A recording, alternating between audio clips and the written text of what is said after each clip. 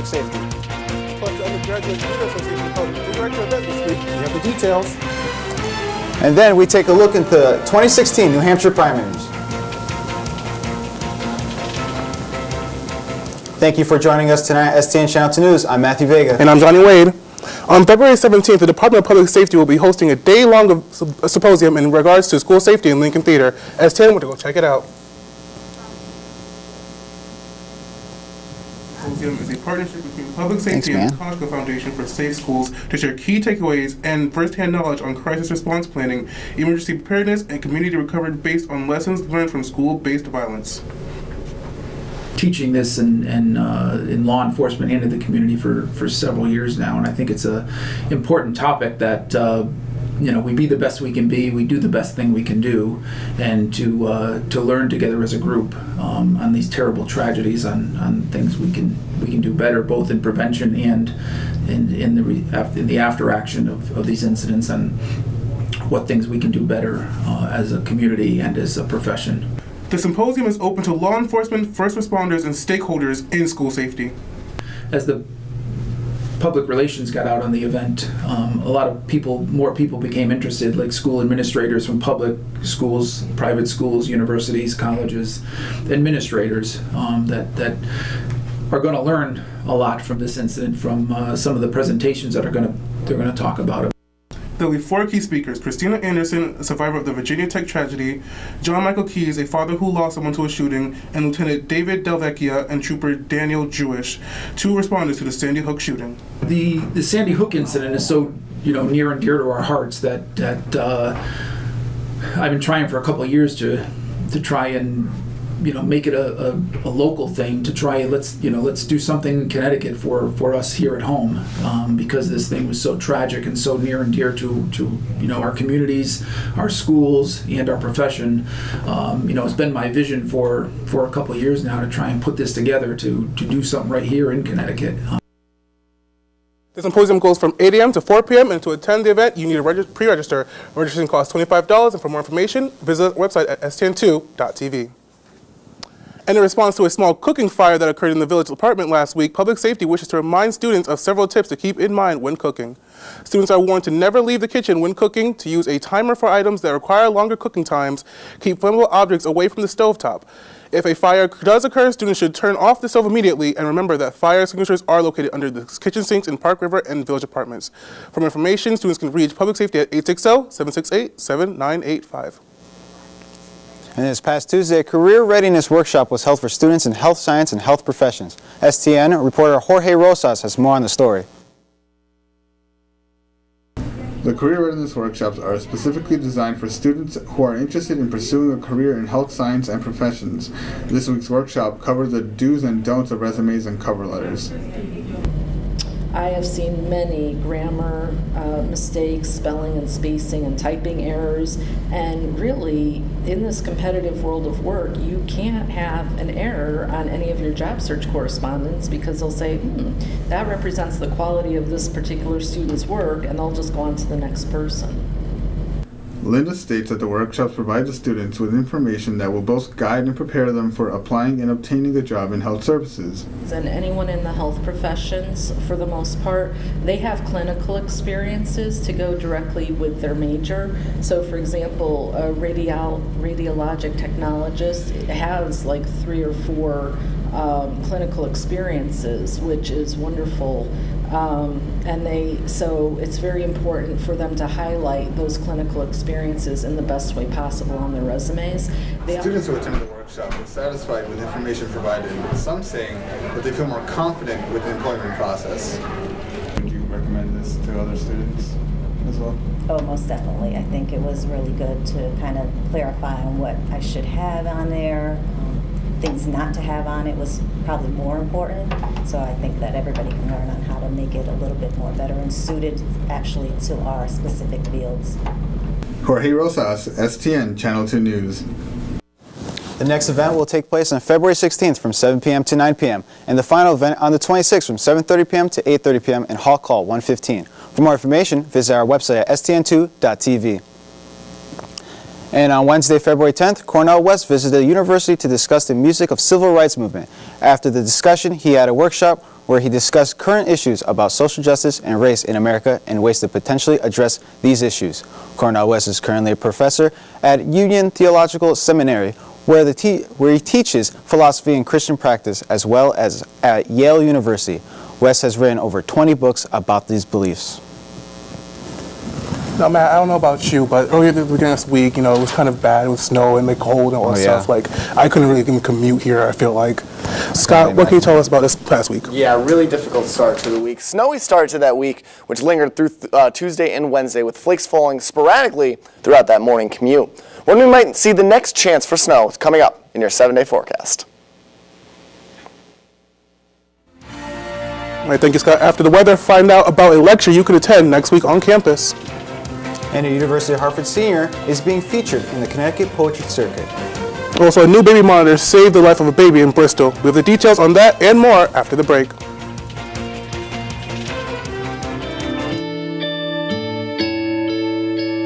He calls me googly eyes. You know you're beautiful, right? You know that? Even you are beautiful. I got bullied for wearing glasses. Share if you're against bullying. We put it out there, just took off. 3 million people have shared this post. Don't let bullies get you down. I stand with you. Our whole family's wearing glasses. I wear glasses and I'm proud.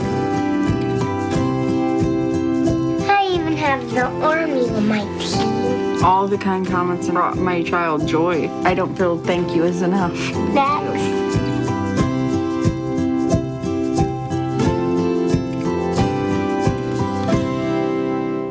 Morning, Gary.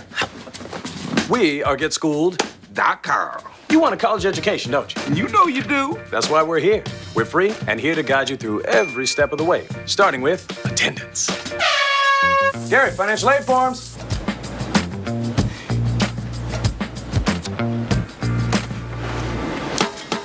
Picking a college, man. You and us. We go together like tacos and Tuesday. And I love tacos. Go to GetSchooled.com. And now, your STN2 weather forecast. Good evening, everyone. Welcome to the Weather Desk. I'm Scott Roberts. After this latest snowstorm, the state saw even more snow on Monday, with the snow squall spitting out a few more flakes Tuesday and Wednesday. Today, though, a much different story. So let's take a look at the weather from this morning. So the name of that story, cold, frigid temperatures out there. It made it really, really difficult for that commute to classes. If you had classes today, but that snow is still going to be lingering around for a little bit longer.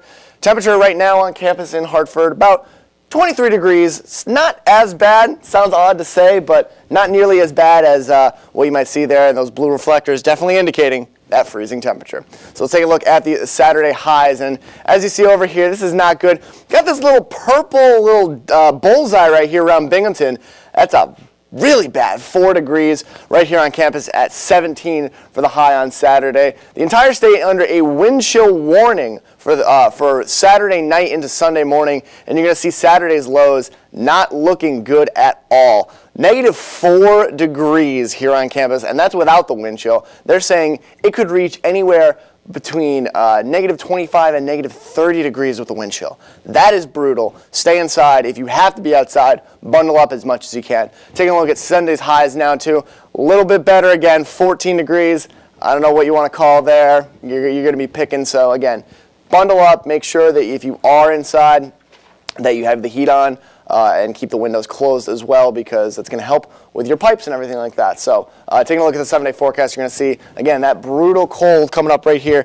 -6 and -2 for those lows. That is ridiculously cold. That's going to be rough. Chance for snow on Saturday, maybe a small passing shower, nothing too bad, a little squall if anything. And then the next chance for some winter weather on Tuesday, we're going to see some snow in the forecast in the morning, and then changing over to rain with that high temperature of 45. So not too bad. I don't expect the snow to be as bad as it was previously this past week, but it can still make things a little bit slippery on the road. So just take it careful, especially you, Johnny.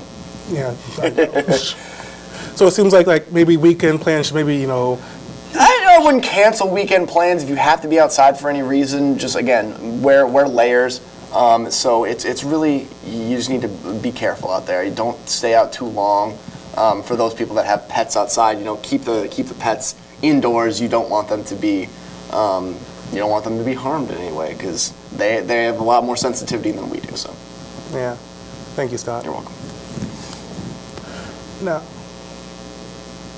Israeli native and recent University of Hartford education graduate Haza Abu Rabia will be presenting the results of his doctoral study to the campus on Tuesday, February 16th at 7:30 p.m. in Mali 2 Lecture Hall, which is located in Dana Hall 202. His lecture will focus on the experience of Arabic international students at universities in the United States.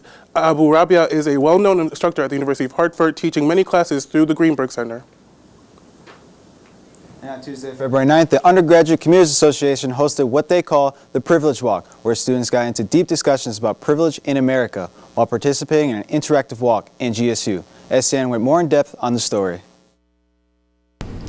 The walk had many activities that led into discussions about race, ethnicity, gender, sexual orientation, and how much privilege people have in the country.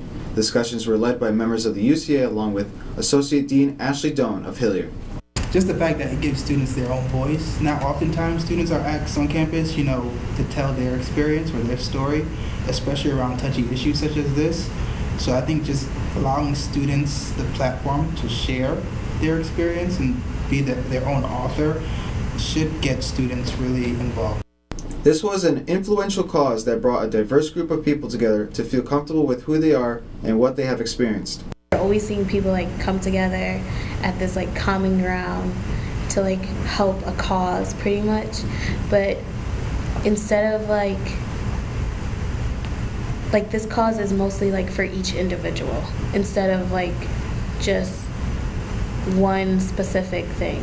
It's this walk is supposed to be where people understand who they are and then understand the person next to them. So it's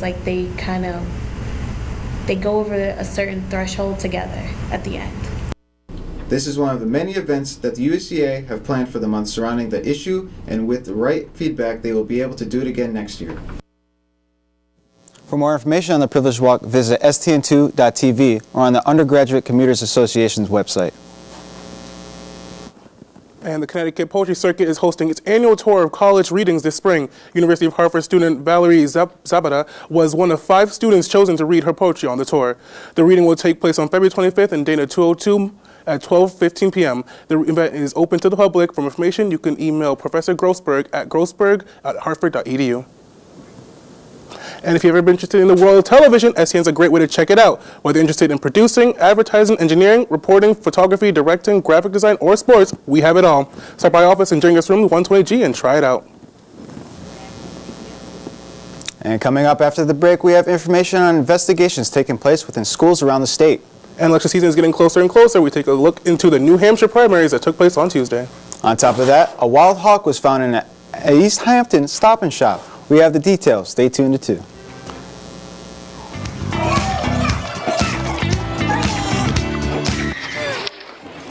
Looks like it's done.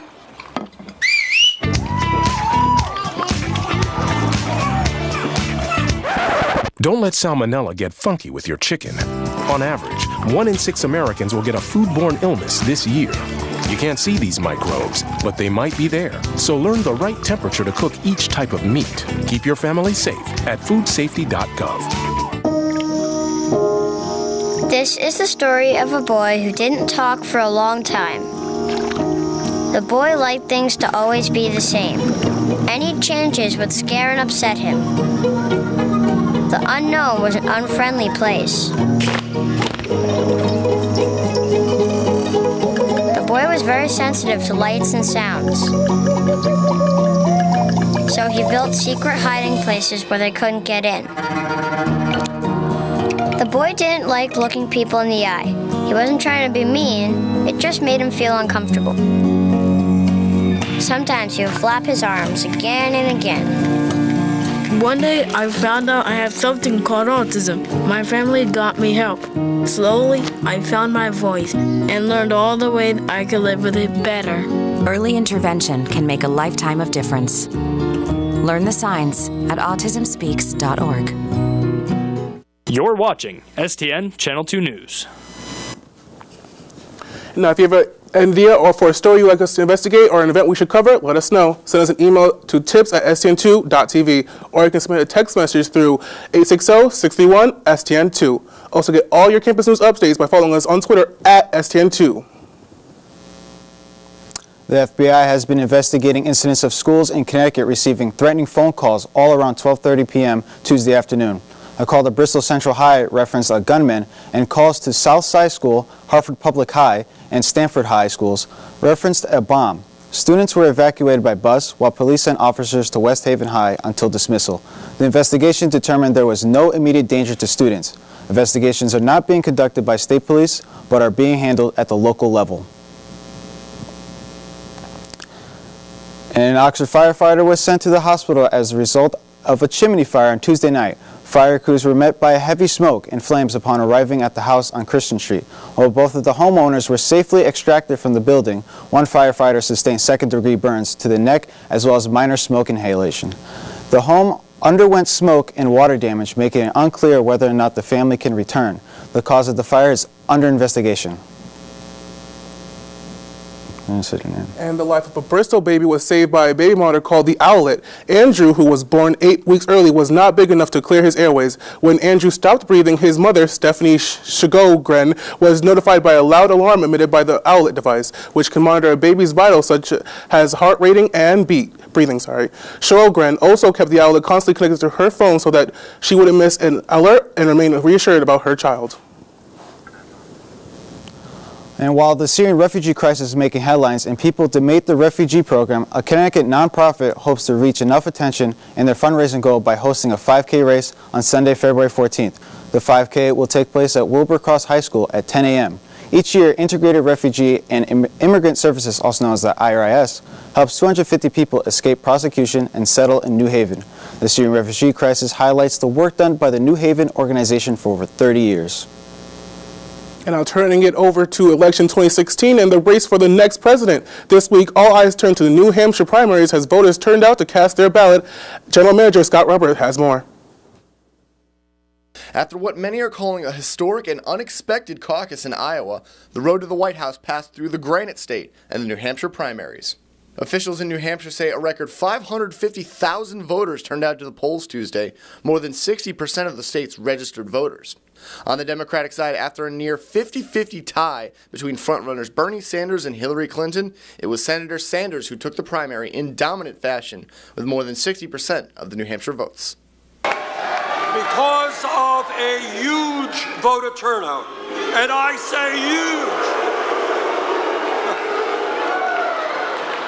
huge, we won. What happened here in New Hampshire in terms of an enthusiastic and aroused electorate, people who came out in large numbers, that is what will happen all over this country. Now we take this campaign to the entire country. We're going to fight for every vote in every state. We're going to fight for real solutions that make a real difference in people's lives. And on the Republican side, the field has been shortened even more as New Jersey Governor Chris Christie and Carly Fiorina both suspended their campaigns following this primary. After what many called a surprising loss in Iowa to Senator Ted Cruz, Donald Trump reclaimed the top spot in the GOP primary, while Cruz dropped to third. New Hampshire, I want to thank you. We love you. We're going to be back a lot. We're not going to forget you. You started it. Remember, you started it. We are going now to South Carolina. We're going to win in South Carolina. There's something that's going on that I'm not sure that anybody can quite understand. There's magic in the air with this campaign. But perhaps it was magic that propelled Ohio Governor John Kasich from a dismal 8th place in Iowa to 2nd in New Hampshire. That shocked many. You know, I was very calm about it. I sort of felt we were going to be in 2nd place. I heard earlier that, there was some word that we were going to be there. And then, when I traveled around to the polling places, it was pretty clear. Next up on the schedule is February 20th. Bernie Sanders and Hillary Clinton will head to Nevada for their Democratic caucus. The GOP candidates will be in South Carolina for their next primary. Scott Roberts, STN Channel 2 News. Be sure to follow the latest on election 2016 coverage right here on STN Channel 2 and online at stn2.tv. And a hawk that wouldn't leave a Stop and Shop in East Hampton finally left this past Tuesday night, but not by choice. A Cooper's hawk, perched about 30 feet high, was spending its time there since Sunday and was keeping the store from letting customers inside. East Hampton resident Sean McGarty guessed that the bird had followed smaller birds in through the loading dock on a nearby street, but after many attempts, 2 falconers were able to remove the juvenile male hawk. Now, Johnny, I'm sure you've been to Stop and Shop before. It's a very nice local store around these parts, and I just can't believe that something as small as a hawk would keep families away from grocery shopping. I'm sure all those customers are fairly upset. Yeah, I know, that's really weird. It is, and the fact that they had to go through all that trouble to get it there after being there for such a long period of time for those few days, you know? Yeah, I let a bird be free, right? I guess, at least not in Stop and Shop. But I'm sure everyone now is interested in the Hawks and sports. How about it, Alex? You know, we all love some Hawks, but we love Hartford Hawks a little bit more than the rest of people. Hello, everyone, and welcome to the Sports List and the best 5 minutes of your day. I'm Alex Young. Coming up, we got both basketball teams were in action, and we got the highlights and results for you, as well as the rest of your Hartford Hawk news. So don't go anywhere because sports is next. A boy was born into an All-American. The odds of him achieving his dream in the fashion industry? 1 in 23 million. The odds of having a child diagnosed with autism? 1 in 88. I am Tommy Hilfiger, and my family is affected by autism. Learn more at autismspeaks.org/signs. So, I got this new family, and I don't know what it is about this one, but she can't seem to put down that toy. Oh, and she even talks to it. Who's she talking to? Her mom? She talks to her mom a lot. Runner on first base. Now the big guy comes up to bat, hitting .342 with 92 RBIs and 36 homers.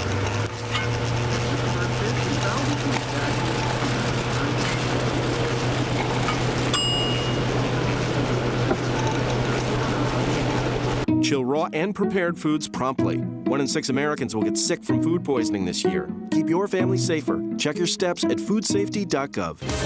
And now, your Channel 2 Sports. And welcome back now. The men's basketball team was up against the Bearcats of Binghamton at home. Conference play has not treated Hawks well, as they were 2-8 before they faced their foe. Could they get a crucial win on Military Appreciation Night? Let's take a look at the highlights. And as you see here, the Hawks trying to have a little bit of fun within the layup line. As you see, they are starting to throw it down hard, trying to get fired up before they play the Bobcats.